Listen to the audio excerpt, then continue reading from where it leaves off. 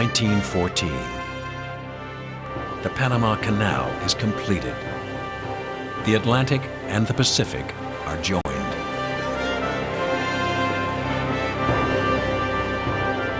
The most ambitious construction project since the Great Pyramids of Egypt. The work has spanned nearly half a century and claimed the lives of 25,000 men and women. Now it is finished, and the world is suddenly smaller.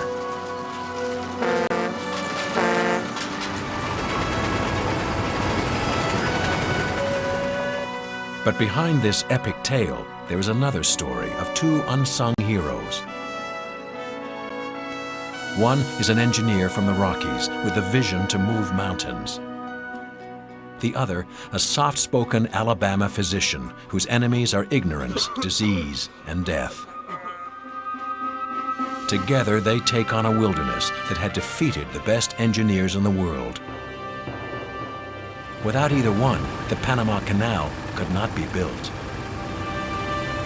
And yet, one of these visionaries will suddenly and mysteriously walk away before the canal is finished and take the secret of his departure to his grave.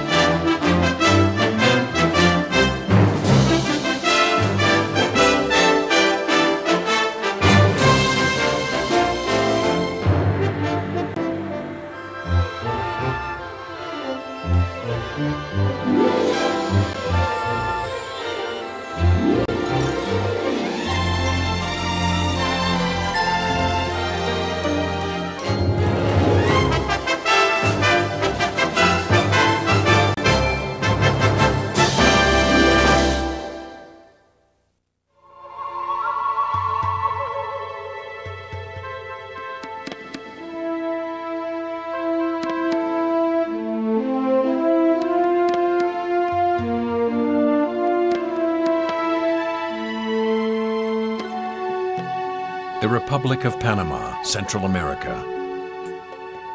A barricade between two oceans with a blanket of jungle and a spine of mountains.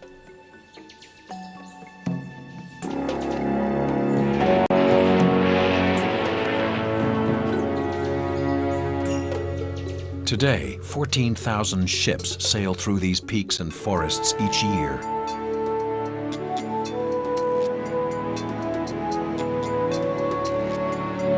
Their miracle highway is the Panama Canal, 50 miles long, one of the wonders of the modern world. A miracle that on a rain-soaked day in July 1905, no one in Panama would have believed possible.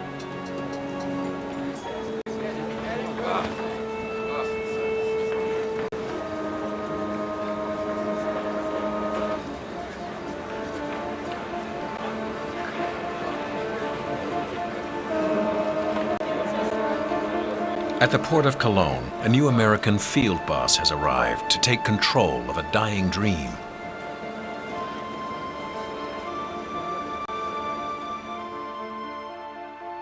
At age 52, John Stevens has built more miles of railroad than any other engineer in the world.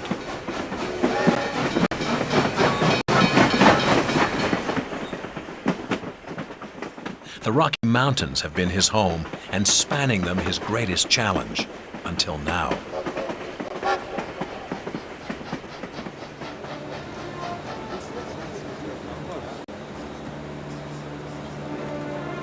In Panama, yellow fever killed hundreds of workers, most of them from the West Indies, and terrified the rest.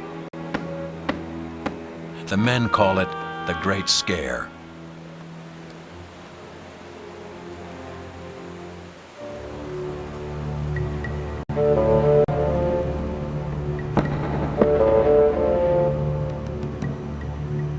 But his orders come directly from the President of the United States. In his first address to Congress, Roosevelt vows to chop the Isthmus of Panama in half and complete the Big Ditch. We must build the Isthmian Canal. No single great material work which remains to be undertaken on this continent is of such consequence to the American people. Roosevelt's motives are patriotic, economic, and military. A canal would trim nearly a month from the travel time between San Francisco and New York,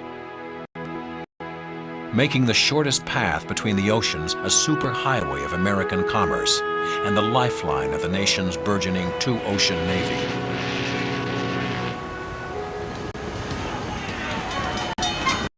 Roosevelt inspires thousands of young American laborers to set off for Panama. But they disembark in a steaming hell.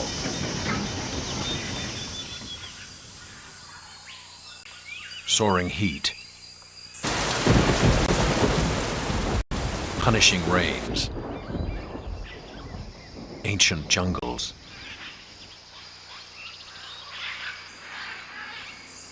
temperatures top 130 degrees, and it can rain daily for 8 months.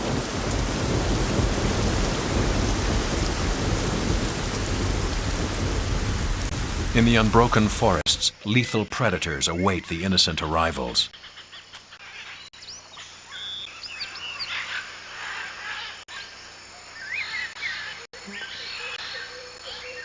But the more dangers are too small to see.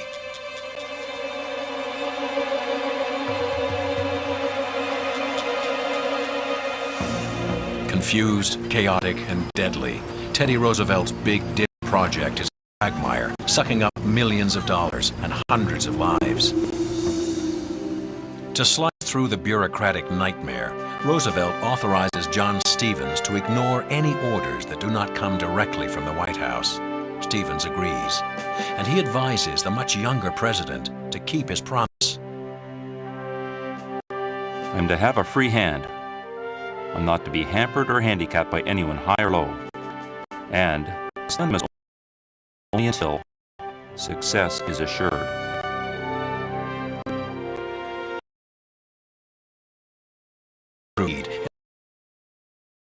It must find a way through the mountains of the Continental Divide, the backbone connecting his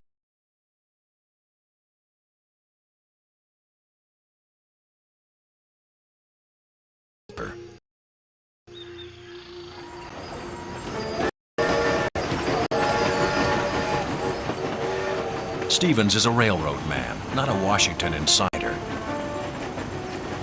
Day after day, he tramps through the construction zone, focused on every detail of the job. His cigars are so enormous that the men call him the Big Smoke. But they respect him immediately. Finally, they have a boss who will listen. Mr. Stevens didn't talk much, but asked questions. And could that man ask questions? He found out everything I knew. He turned me inside out and shook out the last drop of information.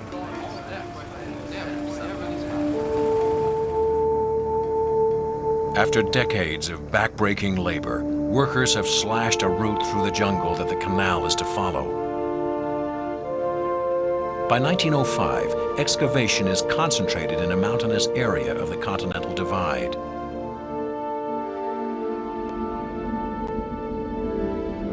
Stevens is appalled at what he finds. Trains lie rusting off their tracks. Steam shovels lay idle. Workers have no blueprints, no guidance, no hope. I believe I faced about as discouraging a proposition as was ever presented to a construction engineer. I found no organization, no answerable heads. Nobody was willing at the ants and the typists. South Carolina was never this hot. I'm going next. In Panama, it has been this way for more than 30 years.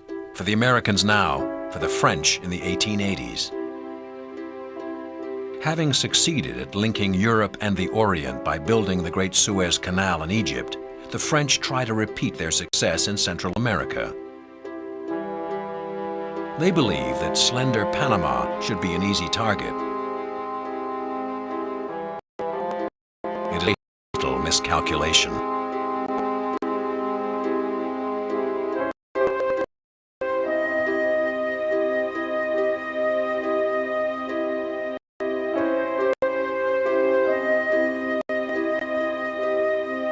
Disease, accidents, and exhaustion take the lives of 22,000 laborers.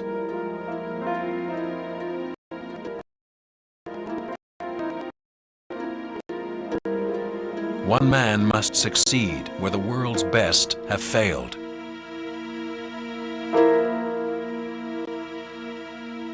Workers tell the Big Smoke that their greatest worry is the treacherous Culebra Cut, the mountain pass where the French lost the most men.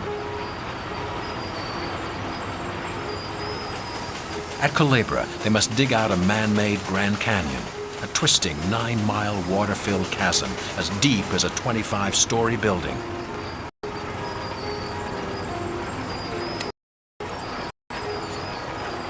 Like the French, the Americans don't know what to do with the staggering amount of dirt that is being dug. It is simply dumped wherever space can be found, creating unstable mountains of debris that crumble in the continual rains.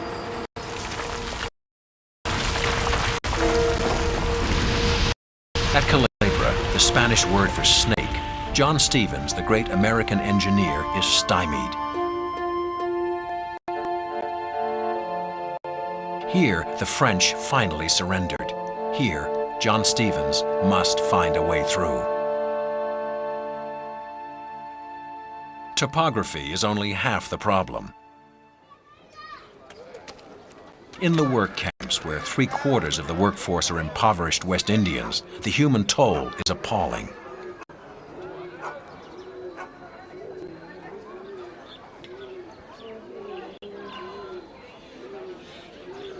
Even Roosevelt's eager American volunteers in their segregated barracks are barely surviving on rations of crackers and sardines. Crammed into hovels with no toilets or running water, tormented by dysentery, parasites, and fear of yellow fever, the Great Scare. The workers' letters cry out their misery. We're compelled to sleep in an old shed 6 to a room. The meals would sicken a dog. Everybody is afflicted with running sores. Tell the boys to stay home if they only get $1 a day. Charlie Carroll.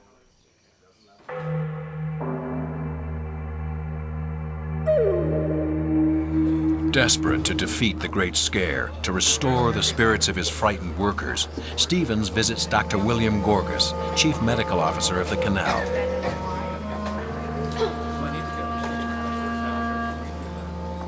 In the yellow fever ward of the Yankon Hospital, Dr. Gorgas introduces the victims of this horrible plague.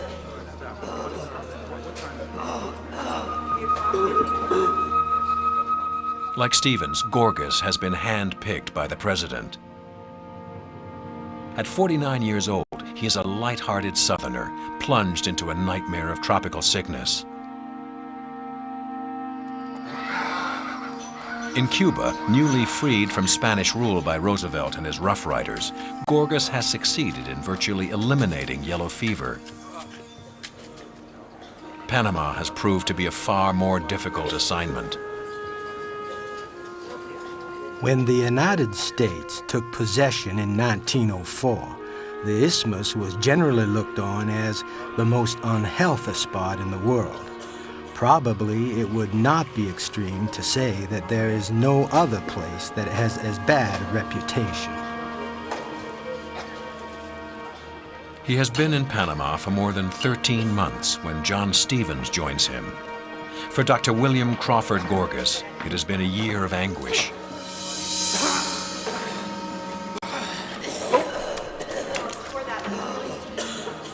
At Yankon, he relates the toll. 47 men dead of yellow fever in the past few months. Hundreds of other lives claimed by malaria, pneumonia, chronic dysentery, and even bubonic plague.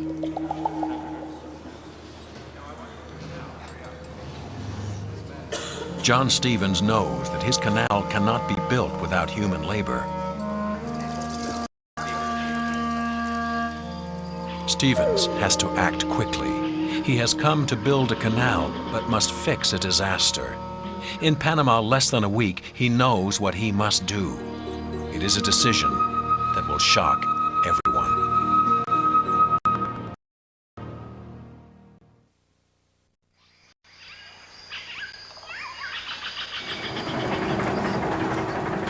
With diminished energy, despite the heat and rain, John Stevens spends 7 grueling days inspecting every inch of the biggest excavation in human history. The men expect Stevens to order them to speed up their work on the President's Big Ditch. Instead, he commands them to lay down their tools. Hundreds of workers and technicians are shipped home to America. John Stevens tells them that the Panama Canal is unfit for further labor. In Washington, the new president waits anxiously for progress reports from his new chief engineer. But the news from Panama is stunning. The project has been shut down. Regardless of the clamor of criticism, as long as I am in charge of the work, and I am confident that if this policy is adhered to, the future will show its absolute wisdom.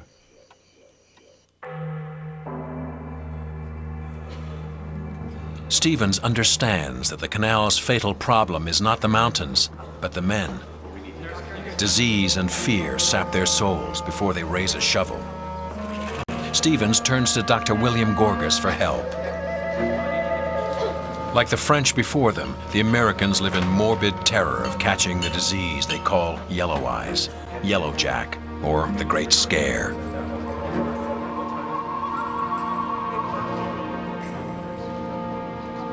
A horrifying disease, delirium and death can follow within 8 hours of infection.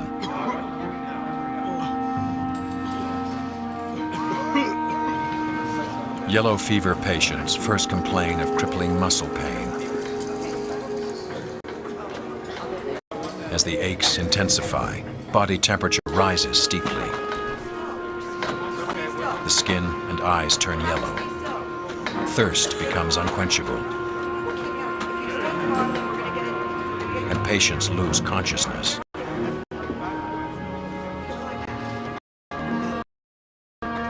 Spasms of black vomit signal the final crisis.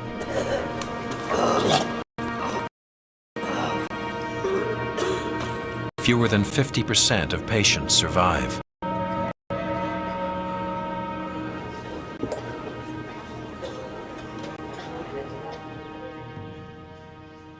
Gorgas believes in a new theory that explains the cause of yellow fever. Mosquitoes. Scientists have discovered that the Stegomyia mosquito carries the yellow fever virus from person to person. In Panama, he understands the mosquito's deadly secret. Dr. Gorgas finds that yellow fever mosquitoes live in towns, not jungles. To destroy them, he will need to fumigate every puddle and rain barrel on the isthmus. He envisions the largest, most costly public sanitation campaign the world has ever seen. It is not a vision shared by the canal bureaucracy. For 18 months, officials scoff at the mosquito theory and turn down all of Dr. Gorgas's requests for funds and supplies. But John Stevens listens. Only a healthy workforce can rescue Teddy Roosevelt's dream. He will withdraw his men from the mountains and send them to war against the mosquito. But Stevens does not ignore the other war he faces, the battle against Panama's impassable geography. Somehow he must find a route beyond Calabria, through the jagged jungles to the sea.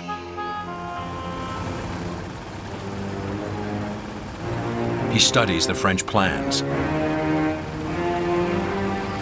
and realizes that the millions of tons of dirt and rock must be not only excavated, but removed entirely. Simply piling the spoil at the side of the cut is an invitation to landslides and disaster.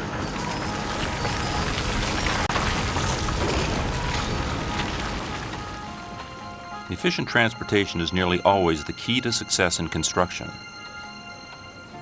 If dirt is to fly, there must be a smooth and uninterrupted movement of trains. Stevens conceives a radical new plan for disposing of the dirt. He draws on his experience with railways in the Rockies.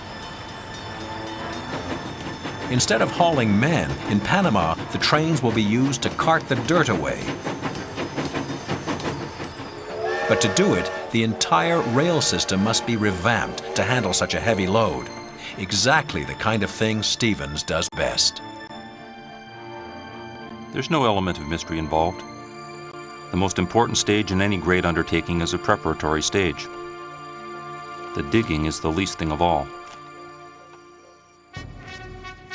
While Stevens attacks the Continental Divide, Dr. Gorgas sends out his own battalions. Fumigation brigades burn sulfur, clean up sewage, and seal windows. It would be impossible to fumigate more extensively than we did in 1905. We had about 400 men engaged in this work, and they went over the whole town 3 times, fumigating every house in the town, besides fumigating every block each time a case of yellow fever occurred in that block. Screens are installed and water barrels are covered. Ditches where mosquitoes breed are drained. Quarantined clinics treat 900 patients a day and keep them in mandatory isolation. Stylish, sleepless, and impervious to the heat, Gorgas works around the clock. He stretches Roosevelt's promise of an unlimited budget to the breaking point. Importing 120 tons of insect powder, America's entire output for a year. He orders $90,000 worth of copper screening in a single shipment, nearly double his previous yearly budget. It is the largest and most expensive war ever waged against tropical disease. Meanwhile, John Stevens fights his own battle.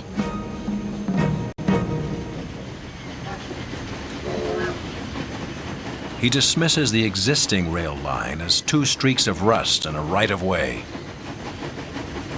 Using his legendary status as a drawing card, Stevens lures the best railroad men in America to the Isthmus.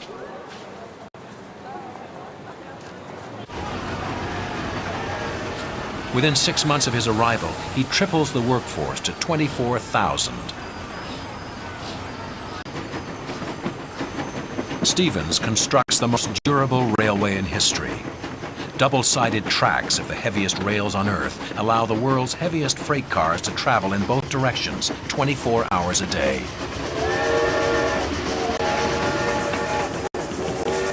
Track-shifting machinery moves huge sections of rail line fast.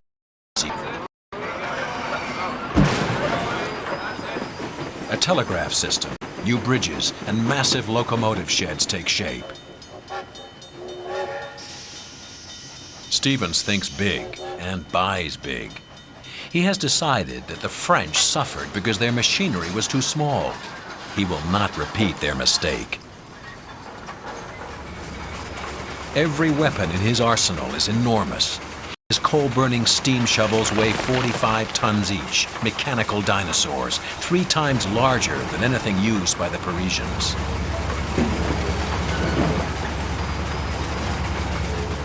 Now I would liken that French plant to a modern one as baby carriages to automobiles. This is no reflection of the French, but I cannot conceive how they did the work they did with the plant they had. But Stevens has learned another lesson on the railroads, that morale is more valuable than machines. And the best way to restore morale is to keep workers clean and dry. There are 3 diseases in Panama. They are yellow fever, malaria, and cold feet. And the greatest of these is cold feet. The labor camps built during the French regime have tumbled into misery. Unpaved streets are ankle-deep in mud. Waste is emptied onto passers-by from second-story windows.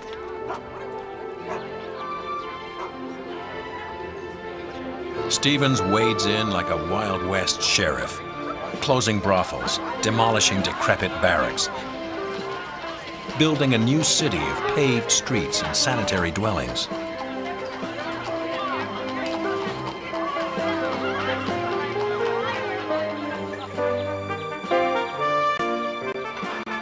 The Canal Line begins to look like a continuous city, under construction from one end of the zone to the other. As 1906 begins, 5 months after being in Panama, he feels he has made Panama livable. He is ready to begin digging at Culebra again.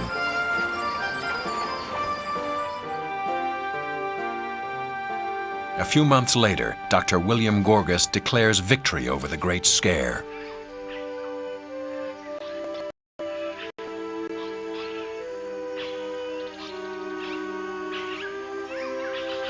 Take a good look at this man, boys, for it's the last case of yellow fever you will ever see. There will never be any more deaths from this cause in Panama. Panama is busy again, healthy and fearless. Along the entire length of the canal corridor, the racket of hammers and saws and the roars of engines can be heard. President Roosevelt's dream of splitting a continent is being brought to life again.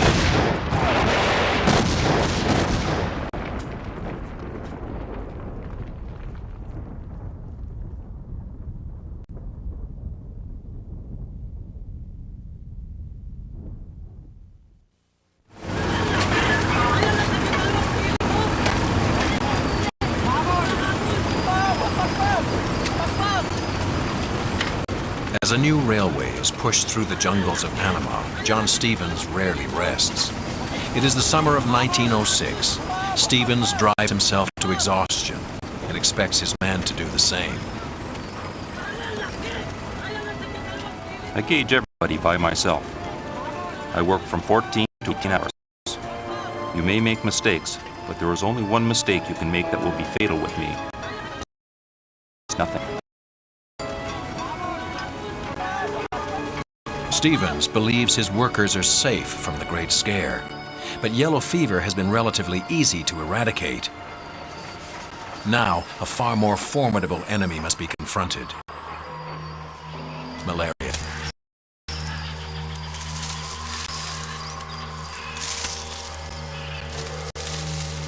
If we can control malaria, I feel very little anxiety about other diseases.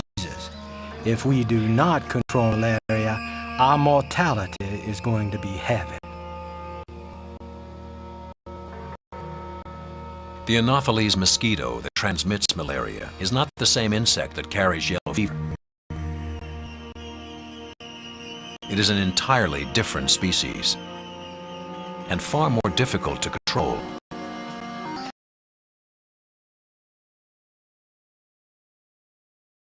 Yes.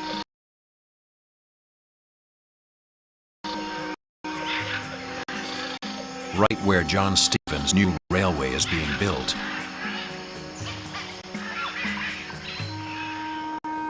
The latest arrivals from North America and the West Indies are in gravest danger from being bitten. Most Panamanians, as Gorgas knows, develop a natural immunity to malaria in childhood. But nearly every newcomer, including Dr. Gorgas and his entire medical staff, become infected within months, enduring recurring episodes of fever, chills, depression, and intense pain. Gorgas warns Stevens that the new settlements he is building along his railway are placing thousands of American workers at risk. I suppose it is no exaggeration to say that any man who spends a night in one of these villages will contract malaria.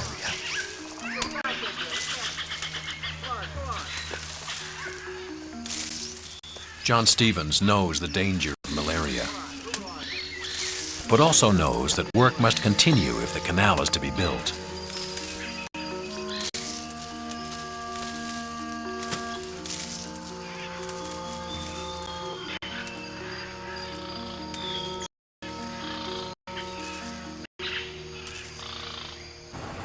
All along the pace pace of construction intensifies. Laborers from North America, Europe, the Orient, and the West arrive, bringing their families, building a new life in a new country. Feeding the masses is an enormous job. Bakeries turn out 40,000 loaves of bread a day. Stevens builds laundries and recreation halls for the men and their families. An amazing ice house brings the loudest cheers. The very idea of ice cream in the jungle delights the crews. Music fills the air. They begin to call Culebra Stevens City.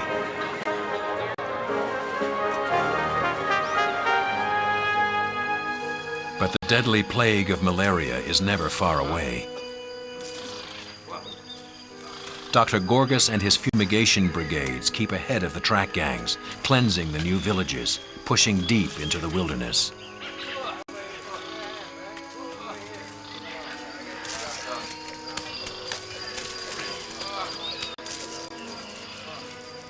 They drain swamps and spray oil on cesspools to prevent eggs from hatching.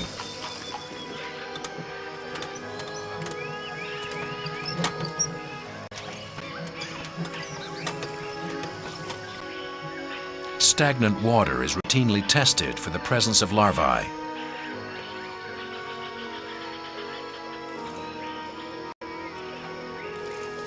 A modern running water system, as good as in any American city, is installed, and acres of brush are burned.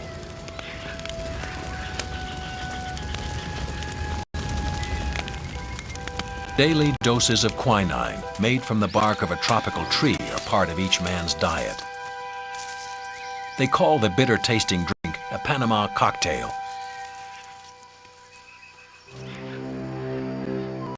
As Dr. Gorgas battles the mosquito, John Stevens battles the mountain.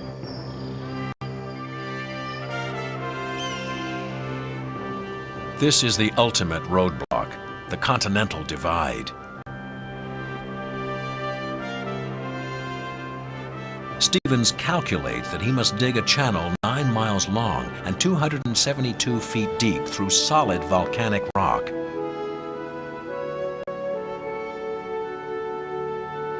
It will require that man and machines move enough dirt to build the Great Pyramids of Cheops 63 times. John Stevens has been given command of the grandest construction project in 4,000 years.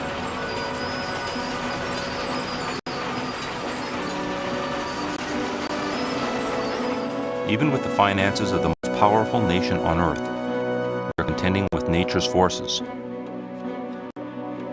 When we speak of 100 million yards of a single cut, not to exceed 9 miles in length, we are facing a proposition greater than was ever undertaken in the engineering history of the world. Making a sea-level canal from the Atlantic to the Pacific means cutting deep into the mountain range. The French spent 9 years trying and failed. Now Stevens wonders how he will conquer Culebra. The problem is water. The tropical rainy season arrives in April.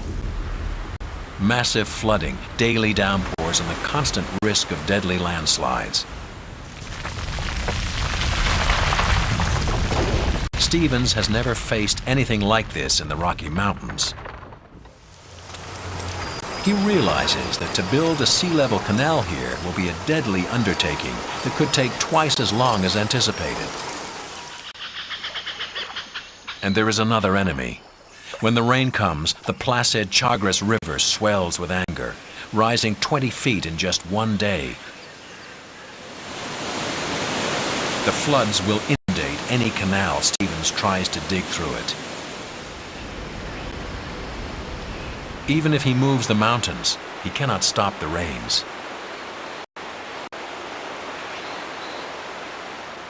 The one great problem in the construction of the canal is the control of the Chagres River. That overshadows everything else. Stevens now realizes that a sea-level canal is not possible. The mountain is too big. To dig it all the way down to sea level and transport it away is beyond their current technological capabilities. There is, however, another way. One that will use the geography of Panama rather than conquer it. It is a plan that will change the course of history. But first, he needs to convince the president.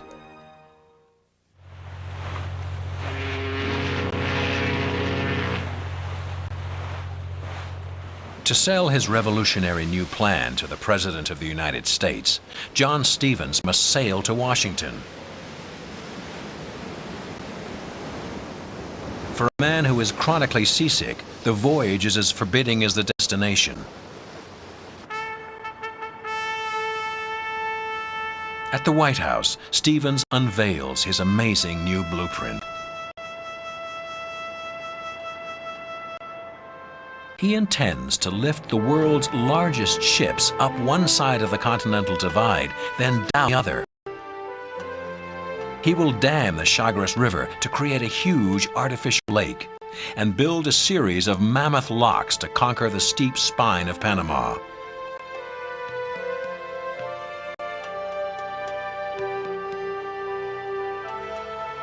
In essence, the mountain won't be cut down to sea level. The ships will be floated up to the mountain and sailed across a bridge of water. It is an audacious plan. A clear statement that Stevens believes that the French struggled for 9 years and lost the lives of 16,000 men to a doomed dream.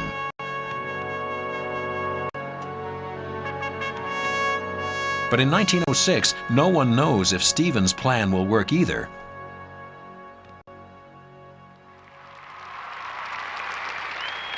Theodore Roosevelt has promised Stevens his unconditional support. Now he proves it. In February of 1906, Roosevelt signs a presidential sanction authorizing the construction of Stevens' new High Lake Lock plan. 15 months after taking charge of Panama, Stevens is finally ready to build the president his dream. Roosevelt must convince Americans that John Stevens and William Gorgas can conquer nature and geography. Convince skeptics that a canal can be built. To prove his faith, the president decides to stage one of the 20th century's first media events.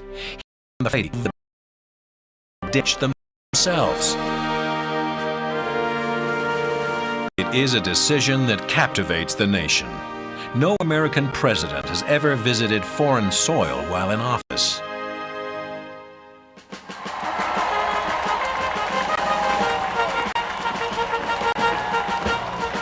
To grasp firsthand the difficulties of the project, Roosevelt insists on being in Panama during the rainy season. On the second day of his visit, 3 inches of rain fall in 2 hours. 1 inch falling in 15 minutes. It is the worst downpour in Panama in 15 years. With photographers never far away, the young president strolls through construction camps, dines in a mess hall with the men, and shares meals with John Stevens. He visits the Culebra Cut and delivers stirring pep talks in the jungle, telling workers that they are soldiers fighting a glorious war for America's destiny. The laborers are impressed and honored. Their applause rivals the thunder in the tropical skies. You here do your work well in bringing to completion this great enterprise will stand exactly as the soldiers of a few, and of a few the most famous armies of all the nations stand in history. With his signature showmanship, the president, in his famous white suit and Panama hat, leaps aboard one of the mighty 90-ton Bucyrus shovels. The men cheer this icon of American know-how, a reminder that for Americans, there is no obstacle too formidable. But another war is being won far from the spotlight. On the second day of his tour, Roosevelt quietly slips away from the cameras and the Secret Service to pay Dr. Gorgas an unannounced visit. The two men walk through an almost deserted ward. It is a quiet moment of proud victory, stunning evidence that the Alabama doctor has brought health and sanitation to deadly Panama. The Great Scare is over. Roosevelt reciprocates with the public praise Gorgas has hungered for since he first arrived in Panama. When Roosevelt praises the miracle in Panama and cites Stevens and Gorgas by name, they become celebrities across America. They are doing something which will redound immeasurable to the credit of America, which will benefit all the world, and which will last for ages to come. Under Mr. Stevens and Dr. Gorgas, this work has started with every omen of good fortune. While the president boasts and bellows, the mountains of Panama remain unconquered. Stevens has devised an ambitious plan, but it remains no more than a blueprint. To make the plan a reality, Stevens will begin with the damming of the Chagres River, creating the largest man-made lake in the world. Dozens of villages must be evacuated, their residents relocated to higher ground. A new city called Gatun must be built from scratch. Surveying parties outline the contours of a body of water that will cover 164 square miles.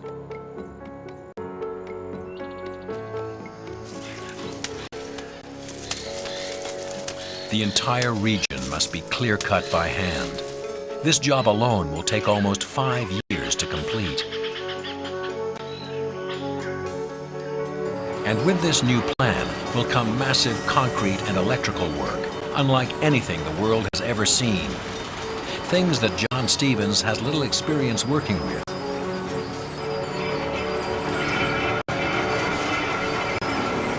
Such a massive construction project will also invite bureaucratic red tape and increased political interference from Washington, the very things that John Stevens has fought against all his life.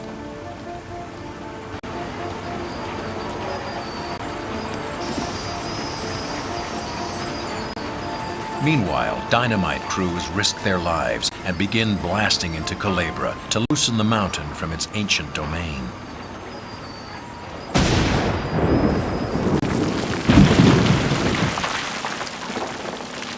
Stevens continues his daily routine of surveying the work in Culebra for himself.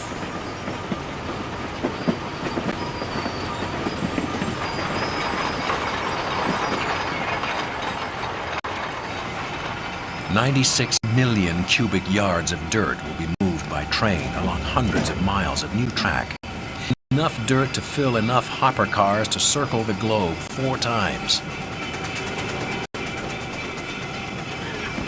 The workforce healthy and excavation well underway, Gorgas and Stevens have finally set in motion a plan to bring down the mountain.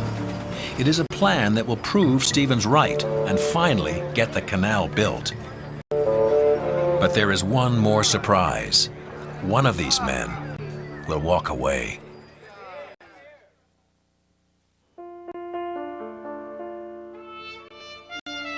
Less than 3 months after President Roosevelt's confidence-boosting visit, John Stevens quits the project and leaves Panama. It is a mysterious gesture. He offers no reason to his workers, to Dr. Gorgas or his own family, not even the president. Theodore Roosevelt is deeply angered. Publicly, he conceals his anger, telling friends that Stevens is unable to withstand the punishing Panamanian climate, that he has become ill and sleepless. But privately, the president feels betrayed. Others believe that the solitary mountain man could not endure the massive bureaucracy of the Canal Commission or the contract system that was forced upon him. It is a secret he takes to his grave. The reasons for the resignation were purely personal. I have never declared these reasons and probably never will, as they are private. Nearly a century later, no one knows why the greatest civil engineer of his era abandoned the most important project of his lifetime, suddenly and without warning. Perhaps he sensed that the hardest work was already behind him, that history had anointed him to plan the canal, then move on while others built it.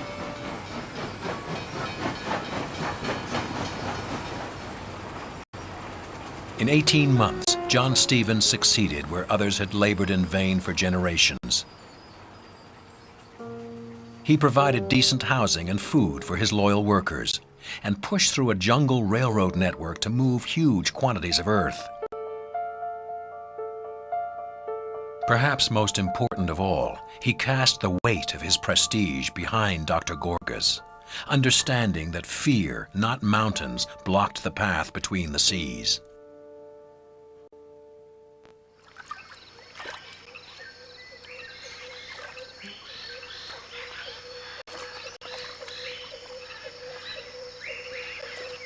In 1914, 7 years after Stevens' departure, Dr. Gorgas silently paddles a small wooden canoe through the freshly cut canal. His is the first voyage by any human through the Panama Canal. The official opening of the canal won't happen for 3 more months.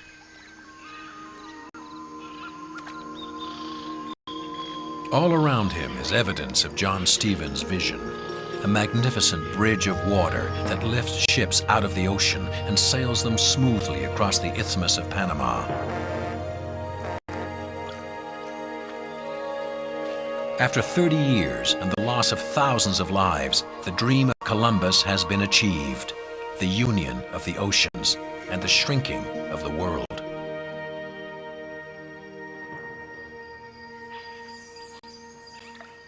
It has taken 7 years to complete the canal. The president asks the army to finish the job. And though it would be wider and deeper, it would resemble almost perfectly the lock system that John Stevens convinced Teddy Roosevelt to build across the isthmus. And it is a spectacular vision. The locks at both ends are the largest in the world. Over 80 feet high, they are 5 blocks long and stand as tall as a 6-story building.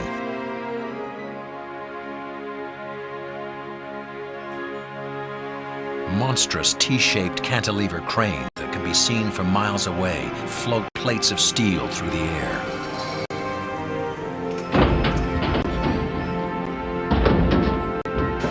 More concrete, 4.5 million barrels than has ever been used in history is poured into the locks. 6 million rivets are needed to build the lock gates.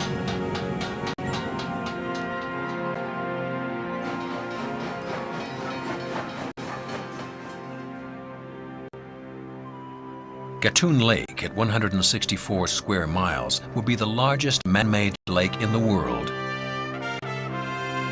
And Gatun Dam, made from the spoil of the Culebra Cut, is the largest in the world to be made of earth. It is 1.5 miles long and 0.5 mile wide at its base.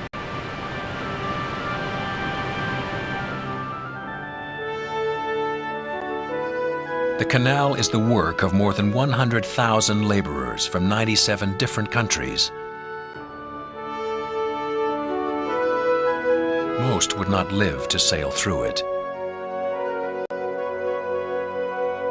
The final bill, over $600 million, in an age when a worker was fortunate to earn $1 a day.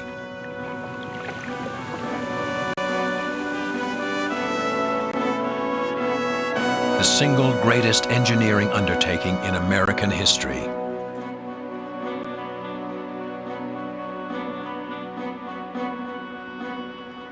Teddy Roosevelt never returns to the Big Ditch to see his dream brought to life. He leaves office in 1909 and dies in 1919, 7 months before America's Pacific Fleet first passes through the canal.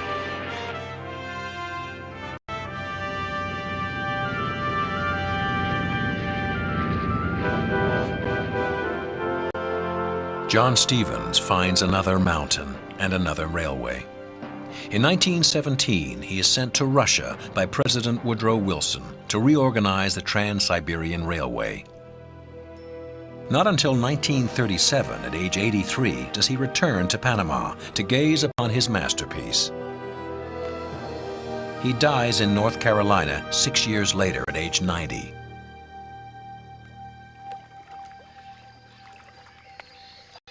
Only Dr. William Crawford Gorgas sees America's work in Panama through from start to end.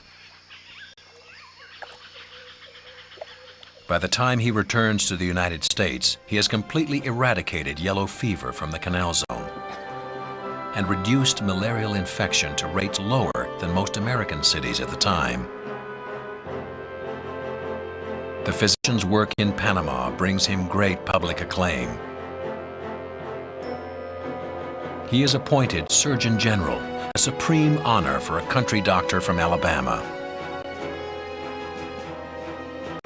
He leads the American Medical Services Corps to Europe during the First World War. In 1920, he dies a hero and is given a state funeral.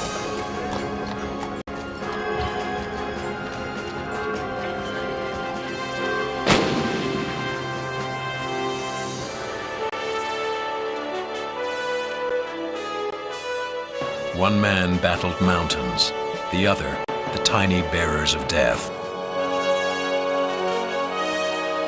This is their monument, the bridging of a continent, the union of the sea.